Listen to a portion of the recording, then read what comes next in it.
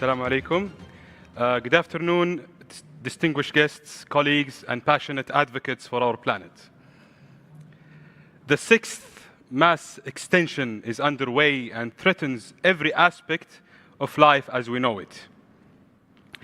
Such profound risks require transformational solutions across society, politics, and economics.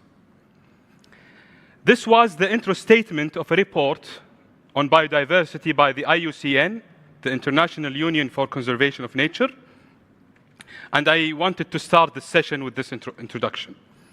My name is Mishari Al-Saoud, and I'll be your host for this session of SGI Talks, mainstreaming biodiversity across the economy. The need for understanding and acting upon the interdependencies between biodiversity and economic prosperity is crucial, especially in shaping policies and business strategies.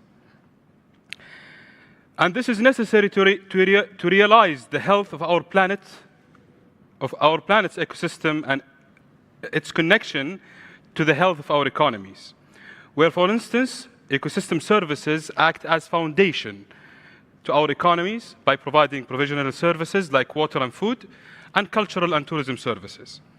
So the degradation of these ecosystem services can have huge and sometimes irreversible impact on our economies. However, to transform our economies to benefit biodiversity, we must know where to start, what are the main threats to tackle, what are the key economic causes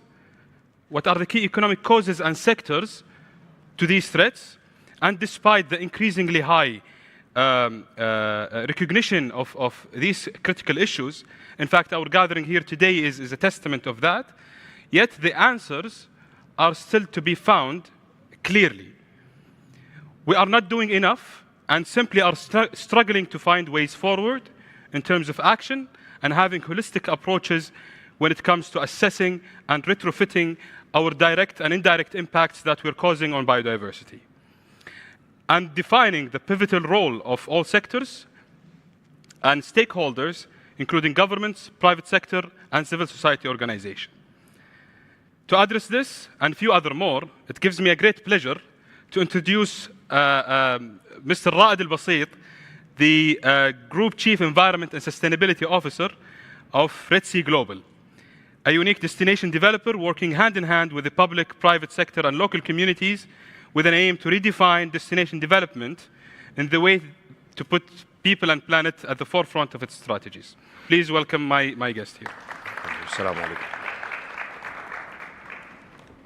So, good afternoon, Ra'ad. I'll start with a question. Since we are at the crossroad of preserving and striking balance of Earth's invaluable biodiversity and fostering sustainable economic growth, it's imperative that we explore innovative strategies and collaborative efforts to achieve these goals.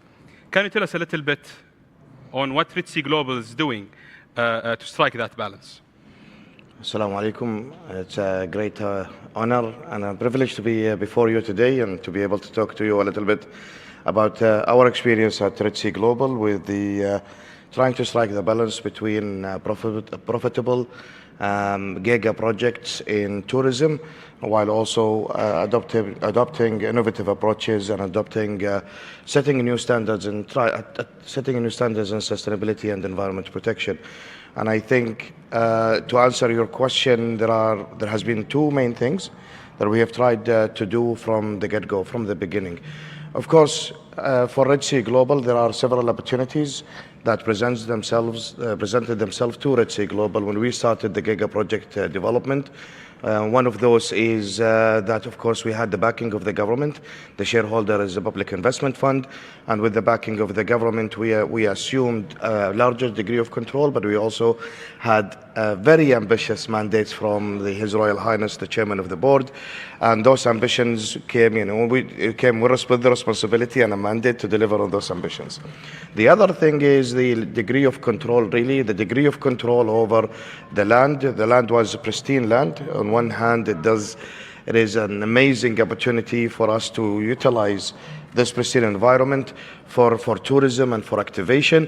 But on the other hand, it's a huge and immense responsibility on our shoulders to make sure that we do it the right way and we do it in a way that will preserve this place for future generations.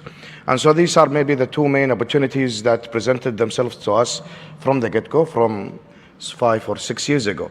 But at the same time, we have chosen to, from a strategic point of view, make two major differences. One is we have tried to shift our focus in that instead of making sure that we study the environment, know where the sensitivities are, mark those mark those on a map and tell then the master planners and the designers and the developers, this is no go, you go here and then you develop whatever, you develop whatever you need to develop for the master plan. That was not the approach that we have adopted. We have spent about a year and a half, even before the master planning, and I was privileged to see the master planning going back to square zero as the environmental information coming from site. This is because we chose that we make sure that decisions are made on piece by piece. Decisions are made not on all nesting, for example, all turtle nesting habitat, but nesting site by nesting site, studying carefully at every step what is going to happen on that beach, what is the level of activation, what is the level of development that is going to happen, and then making judgment and advise master planning and design what needs to be done in order where you can continue to develop, but develop in a way that would allow also the biodiversity to continue to exist and thrive. The other thing that I wanted to allude to that we also chose to do from the get-go, the environmental team and the sustainability team within Red Sea Global was not a team whereby the master planners and the designers and the engineers develop their plans and then send them for the environmental team for review and comment, and then they're sent back to the development. That's business as usual. This is how things are done, even I want to say as a best practice. We're making sure that there is an environmental and sustainability review of all master plans and designs and construction methodologies, etc. With the Red Sea Global, we have chosen to integrate the environmental team from the pre-concept stage through concept, through master planning, through design, construction, and then through operation. The environmental team does exist and is integrated throughout the whole of the project life cycle. Okay. If I may ask, you mentioned your experience within the company as a developer company, but how would that influence best practices in the industry, and how would that even influence the policy-making side of things, the regulatory framework? How can you make sure that these standards are implemented and adopted widely? Shari, this is a very good, this is a really good question, and it's a question that is truly close to my heart, because in the first 2 or 3 years or 4 years of working on with Red Sea Global, on Red Sea project and Amala project and a few other projects that we are also developing along the coast of the Red Sea, from Neom in the north to Jazan in the south. Of course, we had a hugely ambitious mandate from the board.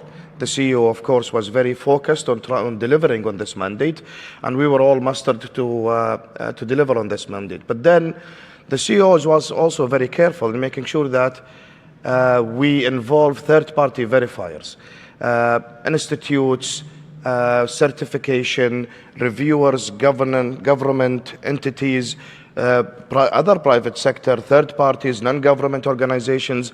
They are involved in various stages on various items that we are working on to ensure that we are transparent. But this is close to my heart because in the last 2 years, our CEO, John Pagano, has always been reminding us that we went through a learning curve with Red Sea Global. We've learned so much. Alhamdulillah, we have achieved so much. Not everything, of course, worked. We had lessons learned, of course, of our own. And the Red Sea Global, the Red Sea project specifically, is a new approach to development. The interest in protecting and enhancing the environment and the biodiversity is in the best interest of the developer. This is because the natural asset is as important as, and maybe even more important than, the built asset. So the level of investment and the level of effort in building the built asset with never seen before an amazing architecture, capitalizing on the amazing culture and heritage of Saudi, but also not only protecting the environment and the biodiversity, but making a serious investment into enhancing that biodiversity. So that model is a new model to Saudi.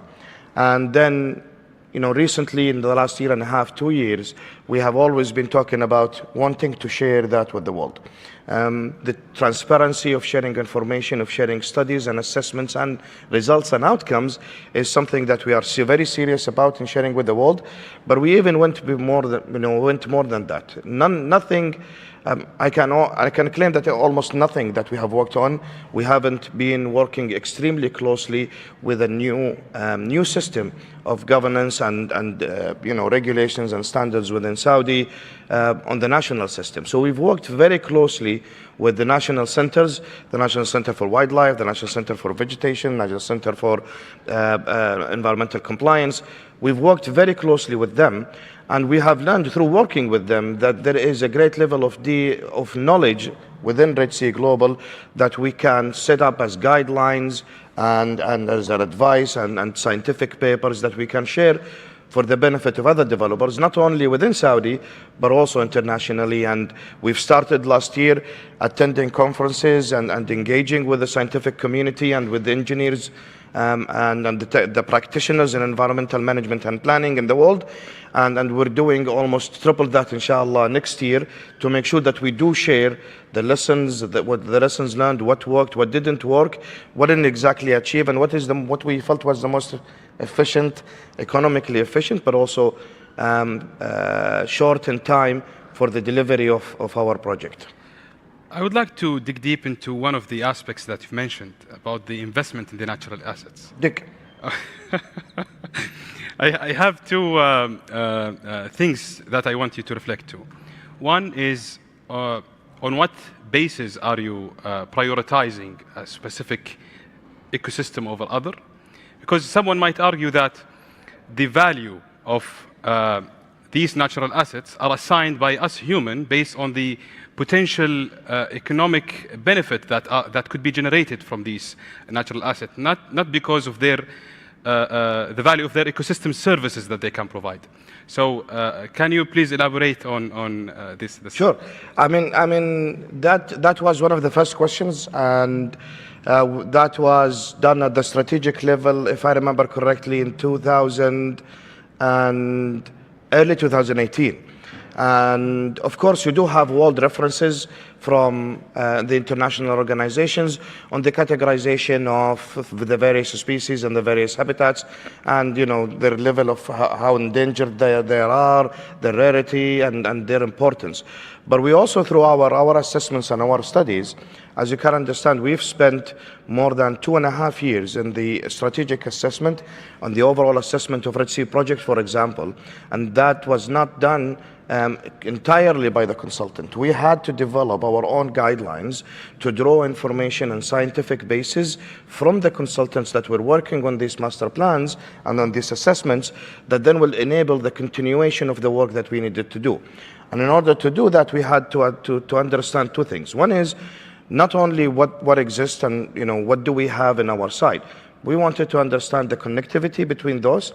We wanted to understand, because they were largely this was largely a pristine environment, and we had a big chance of understanding the connectivity between the various habitats, how the various flora and fauna is thriving within our zone. But we also understood as well what value do they add locally, not internationally, but what value do they add locally. And the thing that this has enabled us in terms of prioritization, because we definitely needed prioritization, but we actually found ourselves not only focusing on the priority, but focusing on our ability to integrate those ecosystem services into the tourism offering. So for example, instead of importing trees to provide landscaping at an angle with a view from a hotel, where there are mangroves there already, these mangroves have been protected during the master plan. Now there is an investment into enhancing that mangrove to provide that service now to the hotel, and instead of importing or utilizing additional trees from the outside. Amazing. And allow me to ask something that, you as a Red Sea Global have many enablers, as you've mentioned. One of them is you have the backing, enough investments that are to be spent, and your environment is pristine. But in the case of an already degraded land, with a developer trying to intervene introduce a project in that land, how do we strike the balance between developing a degraded land and benefiting the ecosystems and biodiversity in it? How do we bring an economic sense to whatever spending that we're making into, as an investment in the natural asset within degrading lands? I want to say also that I would like to answer this question from two perspectives as well. If we take only Red Sea project, which is between Al-Wajh and Umluj, this is 28,000 square kilometers. This is huge. This is as big, as large as almost Belgium. So when we say it is a pristine environment, it's largely a pristine environment. It is very rich. It is very rich. It's a thriving environment without human intervention. But at the same time, we also understand the existing environmental pressures on this land. These environmental pressures are coming from nearby urban development centers, Al-Wajh and Umluj, passing shipping into the Red Sea. This has not been taken care of at the level of, for example, of a conservation area or a reserve. So the model that Red Sea is trying to implement, specifically in both the giga projects, Samala and the Red Sea, is trying to play an active role, not only focusing on the enhancement of the biodiversity and the coral and the mangroves, but also work on the removal of those pressures. Because we enjoy that level of degree of control over that piece of land, we can play a very active part into minimizing the existing pressures. Invasive species, cats, rats, on the islands, for example, they have made their way with fishing, negative and unsustainable fishing practices, plastic pollution, etc., etc. So these do exist, and we're taking serious steps to not only clean and restore the land, but also working with the locals who are very, very active and very engaged at the moment with us to eliminate those pressures from continuing in the future. How are you sure that your interventions or your methodologies that you're using are not causing problems somewhere else? So because at the moment the focus and the main focus is on the master plan, and so the focus is on that 28,000 square kilometers.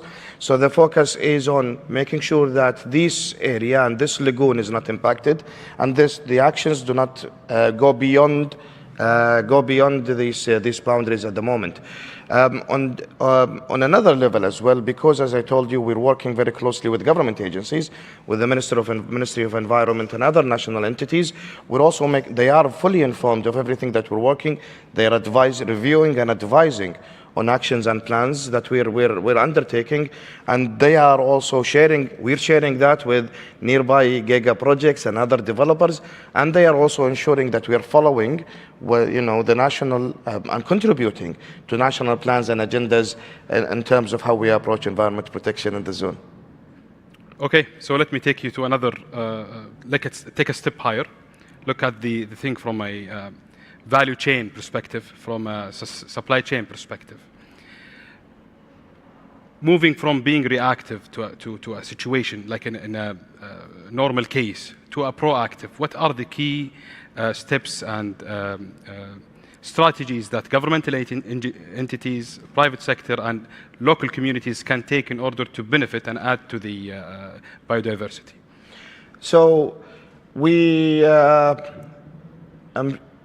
Red Sea Global has opened their first resort a few weeks ago, and you can actually now access, on booking.com and book a night at our first resort, Southern Dunes, Six Senses, as the first resort to be opened for Red Sea project.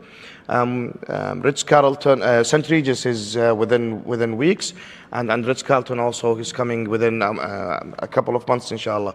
So the resorts are continuing to open.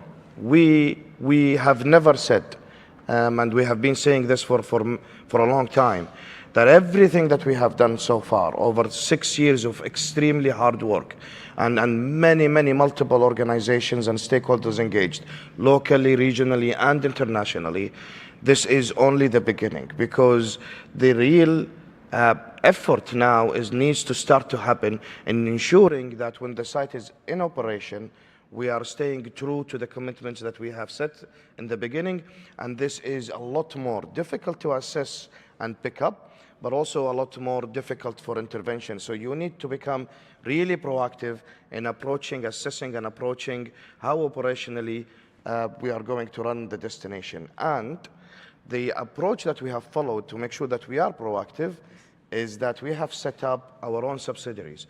We're taking a big chunk of the operations of the destination on our shoulders.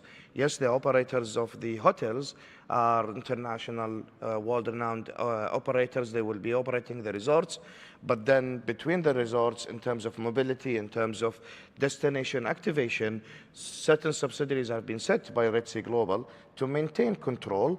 One, to maintain control and ensure that the delivery and implementation of that activation is as per what we have set our sights to do, but also to make sure that the sustainability agenda in terms of social inclusion, in terms of involving the locals now do not read or know about the Red Sea from the outside. The locals are on the inside. Great. The locals are integrated into, all of our boat captains are ex-fishermen. All of our, they are everywhere at every level. I have a good percentage of locals who are working within the environmental team. So there is a serious focus on integration of locals into the operations of the destination, and by that we're ensuring that a lot of the knowledge and a lot of what we care about is being transferred. I have an example to share with you in that we have built our first 1 million mangrove nursery this year. The ambition is really high. It's to deliver on 50 million mangroves for Red Sea Global. We've done our first million. Our first million now are on their way. We're actually, I think, two-thirds maybe approximately already planted on site from the nursery to the site. And we're already starting our next phase for next year, inshallah. The people who worked on one of the main risks on the mangroves on the coast is the camel grazing. Camels like those young seedlings of mangrove trees, and almost all of the workers who are involved in the delivery of the mangrove nursery are locals. And they were previously also camel owners, and they have their uncles and their fathers and their cousins they all own camels or are camel herders. So they themselves grew these seedlings, and they themselves supervised and worked on the plantation of the seedlings. So we do count them. This gives a sense of ownership and appreciation of these things. Absolutely. So we count on them and making sure that they are protected. Definitely. So we're about to close. So in 1 minute, Raed, what do you think of an opportunity or a platform such as COP28 with such opportunity, or an advice that you could give to us as individuals, not necessarily as a giga project developer with all of these enablers, for us to add and to benefit and positively impact ecosystems? Well, I'm Shari. I want to say I've been here for a few days during this COP, an amazingly organized COP, mashallah, by the government of UAE, and very rich discussions. And whenever any of the esteemed speakers I've listened to that tries to answer on how can we utilize this platform, of course they address people within the industry, professionals like yourselves, policymakers at COP, and the advices to them on what needs to be done. Having discussions with my son yesterday, knowing that tomorrow is actually themed for kids and for school, young boys, and for schools to come and see what happens here at the COP. I believe that throughout my work with Red Sea Global, I have learned how our grandfathers and our ancestors and the Bedouins and the locals are the most sustainable people that have ever lived. No resources are ever wasted, and they have the optimum utilization of any resource. Maybe my generation, maybe the generation before my generation, we grew up on the notion of utilization of resources. We truly need to make sure that the next generation goes back to our roots to make sure that the utilization of resources is as we need to be care about the kingdom and the region and the planet's resources in the same way my great-grandfather as a Bedouin used to care about any resource that he had his hands on and full utilization of that resource. Water, trees, palm trees, any resource and how we utilize that resource. I think we owe it to the next generation to get them involved, as they will inshallah be tomorrow, get them involved in these discussions. They do understand much more than I, and I have received many more difficult questions yesterday from my son. And inshallah, I hope he can enjoy this. He's following this. And I hope my son Rakan will enjoy the COP, will enjoy, getting in touch, and going and asking people questions. I think the hope is in the next generation, they will go back to what we used to do 50, 60, or 70 years ago. Thank you very much, Raed. With that, I mean, this is a high end that we want to end with, so please join me to welcome. Shukran, Just 1 minute. thank you very much. Now we're closing, so we'll